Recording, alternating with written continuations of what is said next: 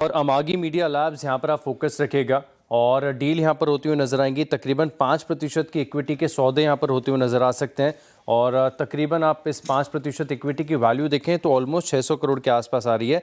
अब खास बात है कि जैसे कल के केस में हमने देखा था कि फिनटेक में डिस्काउंट कुछ गहरा नहीं था, तो फ्लोर प्राइस यहाँ पर 550 रुपये ये रख दिया गया है। कल की क्लोजिंग है 576 रुपये 45 पैसे, यानी कल की क्लोजिंग से आप देखें तो 5% के आसपास का डिस्काउंट है। लेकिन क्योंकि जो सेलर्स बिकवाली कर रहे हैं इनके ऊपर अगले 90 दिनों का जो लॉक इन है ये भी एप्लीकेबल हो जाएगा, यानी अतिरिक्त आप देखें तो हिस्सेदारी अगले 90 दिनों तक यहाँ पर बेची नहीं जाएगी। तो देखेंगे कि स्टॉक कैसे रिएक्ट करता है। परफेक्ट है। अम्मा तो रोज ही फोकस रोज ही है बस। हाँ, मतलब काफी लंबे समय हो गया एक न एक कार्यवाही यहाँ पर देखने को मिल रही है और बहुत ही सिग्निफिकेंट है, इंपॉर्टेंट है। दरअसल आप देखें तो पब्लिक सेफ्टी के लिए, हेल्थ के लिए, और एफडीए ने दरअसल क्या किया है कि जो अनलेबल्ड एडिबल ऑयल होता है महाराष्ट्र में, जो लूज तेल होता है, इसकी बिक्री पर आप देखें तो पूरी तरीके से प्रतिबंध लगा दिया गया है।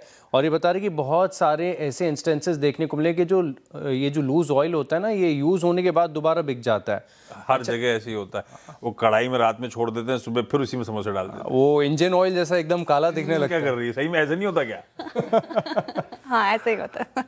बिल्कुल। और इसमें एक और बात ये भी है कि इसका जो ट्रांसपोर्टेशन होता है ना, कई बार एफडी ने ये भी पकड़ा है कि जिसमें आप नॉर्मल क्रूड सप्लाई करते हैं, ट्रांसपोर्ट करते हैं, उसी में एडिबल ऑयल निकल जाता है। तो अडल्ट्रेशन अलग लेवल पर है।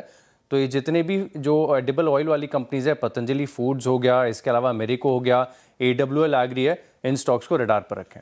जो बड़ा ऑर्डर बने हैं 17,200 करोड़ का, 1.8 बिलियन डॉलर्स का, और वेल्सपन कॉर्प के इतिहास में बहुत सारे ऑर्डर विन्स देखने को मिले, लेकिन ये हिस्ट्री में अब तक का सबसे बड़ा ऑर्डर यहाँ पर इन्हें देखने को मिला है।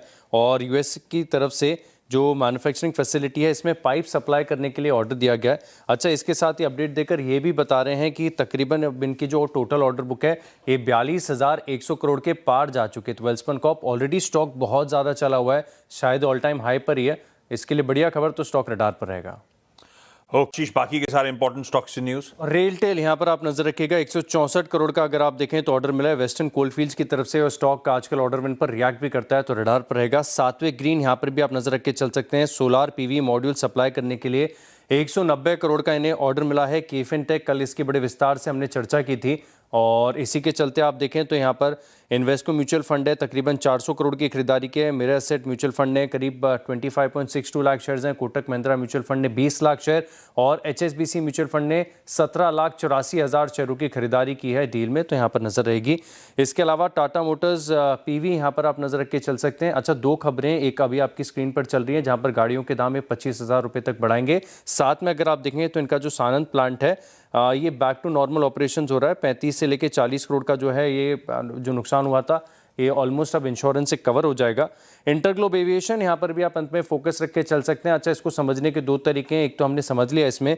दरअसल अगर आप देखें तो जो टोटल डोमेस्टिक एयर ट्रैफिक है इसी में आपको गिरावट देखने को मिली है 4.8% की, और जुलाई के मुकाबले आप देखें तो यहाँ पर एक गिरावट रही है।